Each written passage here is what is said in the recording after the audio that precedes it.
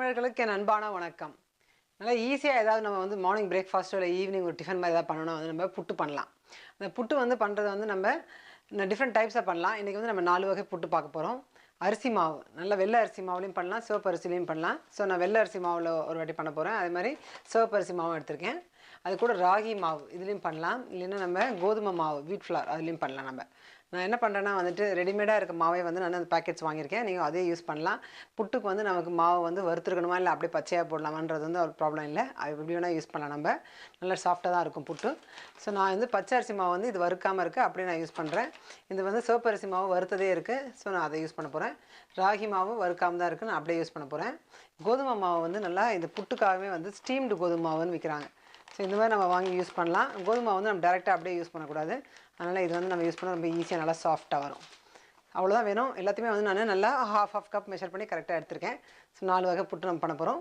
இது கூட நமக்கு என்ன வேணும், புட்டு நல்லா பண்ணதுக்கப்புறமா நல்லா தேங்காய் பூ நல்லா துருவி அது கூட வந்து சர்க்கரை நல்லா போட்டு சாப்பிட்டா நல்லா டேஸ்ட்டாக இருக்கும்.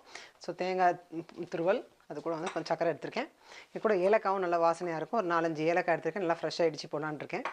லேசாக எந்த ஸ்வீட்னாலுமே கொஞ்சம் என்ன யூஸ் பண்ணால் லேசாக துளி உப்பு போட்டால் நல்லாயிருக்கும். அதனால் உப்பு எடுத்திருக்கேன். கொஞ்சம் தண்ணி எடுத்திருக்கேன். லேசாக தெளித்து வந்து நம்ம மாவு பிசைய போகிறோம். இது கூட வந்து நம்ம ஆப்ஷனல் தான். நல்லா வந்து நம்ம சக்கரை போட்டு சாப்பிட்லாம். அப்படின்னா நீங்களே வந்து கொஞ்சம் ஹெல்த்தி ஆப்ஷனாக வந்துட்டு நம்ம ஏதாவது ப்ரௌன் சுகர் இது மாதிரி வெல்லம் இது மாதிரி பொடிச்ச வெல்லமே கிடைக்குது கடையில். இதெல்லாம் நம்ம போட்டு நல்லா புட்டில் ஈஸியாக நல்லா மிக்ஸ் பண்ணி நம்ம சாப்பிட்லாம். ஸோ நீங்கள் உங்கள் ஆப்ஷன் இதான் உங்களுக்கு என்ன வேணுமோ அதை மிக்ஸ் பண்ணி சாப்பிடலாம். ரெகுலர் ட்ரெடிஷ்னலாக பண்ணுவாங்கன்னா சக்கரை நல்லா போடுவோம். ஸோ நான் இன்றைக்கி வந்து சக்கரை போட போகிறேன். ஸோ ஈஸியாக நம்ம டக்குன்னு நம்ம இட்லி பிளேட்லேயே வந்து நம்ம நல்லா நம்மளுடைய புட்டு பண்ணிடலாம். இது பார்த்திங்கன்னா வந்து அடியில் தட்டு முழுகாத அளவு கொஞ்சம் தண்ணி ஊற்றி வச்சுக்கோங்க. அந்த ஆவியில் தான் நான் அது வேக போகுது. நான் இன்றைக்கி 2 பிளேட் எடுத்திருக்கேன். கீழ் பிளேட் யூஸ் பண்ண போகிறது இல்லை. மேலே 2 பிளேட் என்ன பண்ண போகிறேன்னா வந்துட்டு ஹாஃப் இந்த பக்கம் வந்து வெள்ளை புட்டு, அந்த பக்கம் சிவப்பு அரிசி புட்டு, அதுக்கப்புறம் மிச்சம் ஹாஃபில் வந்து ராகி புட்டு, அப்புறம் கோதுமை புட்டு. இது எல்லாத்தையும் வந்து இந்த பிளேட்லேயே பண்ண போகிறேன். நார்மலாக பிளேட்டில் வந்து நம்ம டைரெக்டாக அப்படியே வைக்கக்கூடாது. நல்ல ஒரு மஸ்லின் கிளாத் இல்லைன்னா வந்து நம்ம ஒரு தோத்தி துணி அந்த மாதிரிலாம் ஏதாவது காட்டன் துணி அந்த மாதிரிலாம் வந்து நீங்கள் எடுத்து பண்ணலாம். ஸோ இது வந்து நீங்கள் வெளியில் இருக்கவங்க ஏதாவது வேறு ஏதாவது கண்ட்ரீஸில் இருக்கவங்க சொல்கிறேன் ஈஸியாக கிடைக்கணும்னா வந்து நமக்கு பூட்ஸ்லேயே கிடைக்குது. இது வந்து பூட்ஸ் பார்மஸில் தான் நான் வந்து இந்த மஸ்லின் கிளாத் வாங்கினேன். இது கரெக்டாக இந்த மாதிரி சைஸ் ஃபேஸ் கிளாத்ன்னு இருக்குது. அது அழகாக நம்ம ஒரு பிளேட்டில் போட்டுக்க கரெக்டாக நமக்கு இருக்கும். ஸோ இந்த மாதிரி ஸ்கொயராக எடுத்துக்கலாம். நான் நடுவில் அந்த ஹோல்க்காக வந்து ஒரு ஹோல் பண்ணிக்க போகிறேன். இது ஃபஸ்ட் நம்ம என்ன பண்ணணும், இந்த மாதிரி ட்ரையாக யூஸ் பண்ணக்கூடாது. சும்மா நம்ம தண்ணியில் லேசாக நினச்சி புட்டுக்கு வந்து தண்ணி இல்லாமல் நல்லா ஒட்டை பிழிஞ்சு எடுத்துடணும். கொஞ்சம் லேசாக தண்ணி இருக்கணும், ஆனால் ரொம்ப சொதன்னு இருக்கக்கூடாது. அந்த மாதிரி இருக்கணும் புட்டுக்கு. ஸோ இப்போ வந்து நம்மளுடைய கிளாத் வந்து கரெக்டாக இருக்குது. இது வந்து நான் சென்டரில் கொஞ்சோண்டு சிசரில் ஹோல் போட்டு போகிறேன். ஸோ இது மாதிரி நான் ஒரு ஹோல் கட் பண்ணிக்கிறேன். ஸோ சென்டரில் இந்த மாதிரி ஒரு ஹோல் போட்டு இது மாதிரி நம்ம ஃபிக்ஸ் பண்ணிடலாம். இதில் புட்டு மாவு நம்ம வச்சுட்டு லேசாக இதை வந்து நம்ம இப்படியே மூடி வச்சுட்டா நல்லாயிருக்கும். இதே மாதிரி இன்னொரு பிளேட்டும் பண்ணிடலாம். ஸோ ஃபஸ்ட்டு வந்து நம்ம மாவை ரெடி பண்ணி எடுத்துக்கலாம். ஸோ மாவு ரெடி பண்ணுறதுக்கு லேசாக கொஞ்சோண்டு ஒரு சிட்டிகை உப்பு போட்டாச்சு. மாவு என்ன பண்ணணும்னா கொஞ்சம் ரொம்ப தண்ணி ஊற்றிடக்கூடாது, லேசாக தண்ணி தெளிக்கணும். தெளித்து பிசைஞ்சு விடுங்க. புட்டுக்கு எப்படி இருக்கணும்னா வந்து உதிரியாக இருக்கணும். லேசாக ஒரு ஈரப்பதம் மட்டும்தான் இருக்கணும். நல்லா நம்ம 2 கையில் போட்டு இப்படி எடுத்துடலாம்.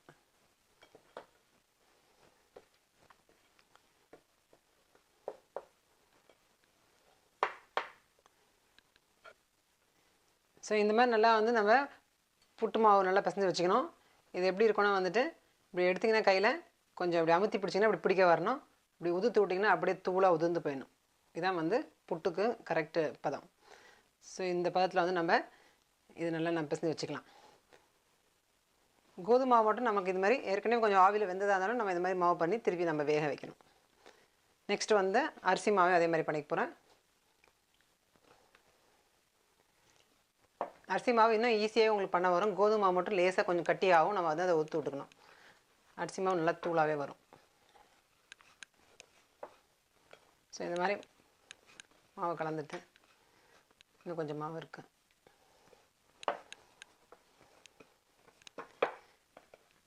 ஏன்னா மாதத்துக்கு ஒரு வாட்டி நம்ம இது மாதிரி ஏதாவது பண்ணி சாப்பிடும்போது நமக்கு ஒரு சேஞ்சாக இருக்கும்.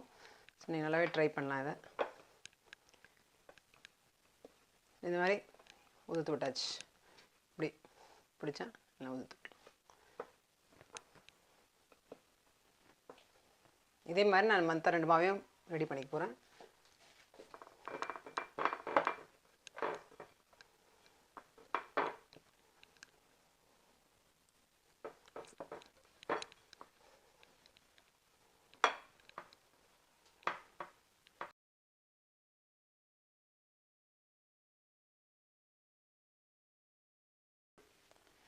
ஸோ நம்ம வந்து இது பிளேட்டில் வச்சிடலாம் ஈஸியாக.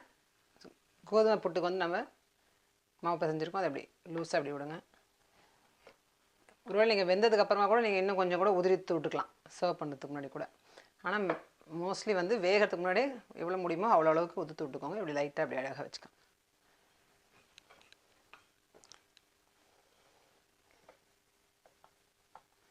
இந்த பக்கம் வந்து ராகி புட்டு வைக்க போகிறேன்.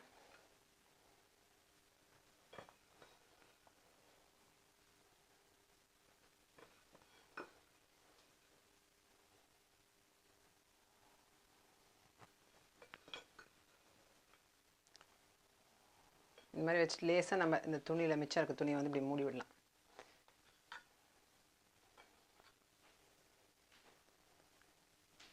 இதுக்கு மேலே நெக்ஸ்ட் பிளேட்டு.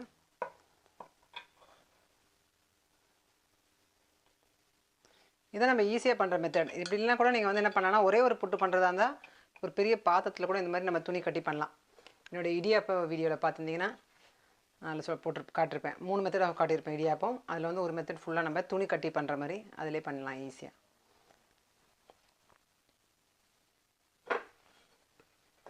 இன்னொரு நாளைக்கு நம்ம வந்து குழா புட்டு மாதிரியும் பண்ணலாம். ஸோ குழா புட்டுக்கு இதே ப்ரொசீஜர் தான் பண்ணிவிட்டு நம்ம குழாவில் போட்டணும் உள்ள.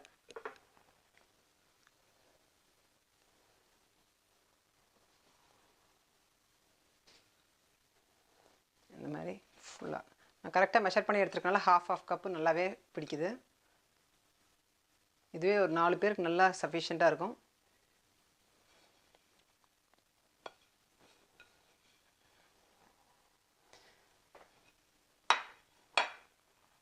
இதையும் போட்டுட்டு இந்த மாதிரி அழகாக எடுத்து மூடிடலாம். இந்த கிளாத்தை வந்து நம்ம வாஷ் பண்ணி ரீயூஸ் பண்ணிக்கலாம் ஒவ்வொரு டைம் பண்ணும் போதும்.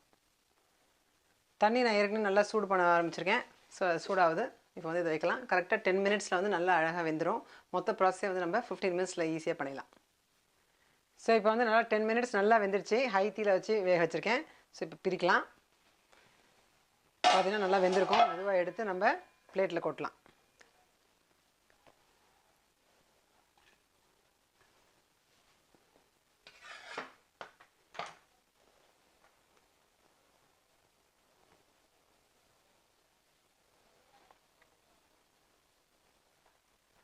நல்லா சுட சுட ஆவியில் வெந்திருக்கு. அதனால் பார்த்து மெதுவாக எடுப்போம். இது வந்து இன்னொரு புட்டு. ஸோ இந்த பக்கம் வந்து கோதுமை புட்டும் இந்த பக்கம் ராகி புட்டும் ரெடியாக இருக்குது. இது நம்ம ட்ரான்ஸ்ஃபர் பண்ணிவிட்டு இந்த எக்ஸ்ட்ரா அடிஷன்ஸ்லாம் ஆட் பண்ணலாம். நல்லா உதிரியாக இருக்கும் பாருங்கள். இந்த மாதிரி நல்லா சாஃப்டாக வெந்திருக்கும்.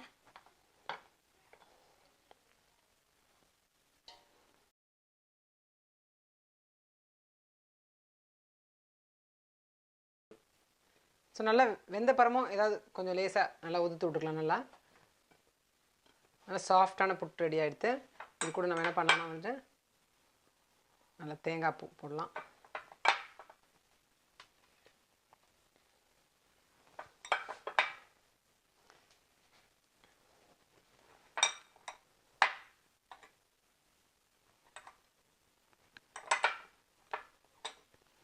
அது கூட சர்க்கரை போடலாம்.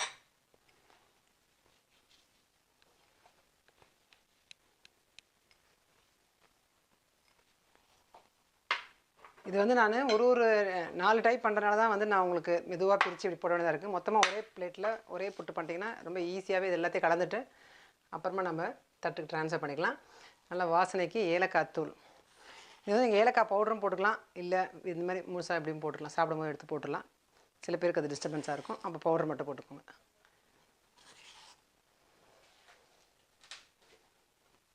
ஸோ இப்போ வந்து 4 வகை புட்டு நல்லா பண்ணிட்டோம். இது வந்து நம்ம இது மாதிரி நெய் வந்து கொஞ்சம் வச்சு சர்வ் பண்ணலாம். யாருக்கா வேணும் நல்லா போட்டு நல்லா பிசைஞ்சு அவங்க சாப்பிட்டா இன்னும் கொஞ்சம் நல்லா டேஸ்ட்டாக இருக்கும். அது ஆப்ஷனல் தான். ரொம்ப ஈஸியாக 15 மினிட்ஸில் நல்லா ஒரு ஹெல்த்தியாக நம்ம வந்து இது மாதிரி சாப்பிட்லாம். நீங்களும் வந்து சீக்கிரமாக ட்ரை பண்ணி பாருங்கள். என்ஜாய் பண்ணுங்கள். பாய்.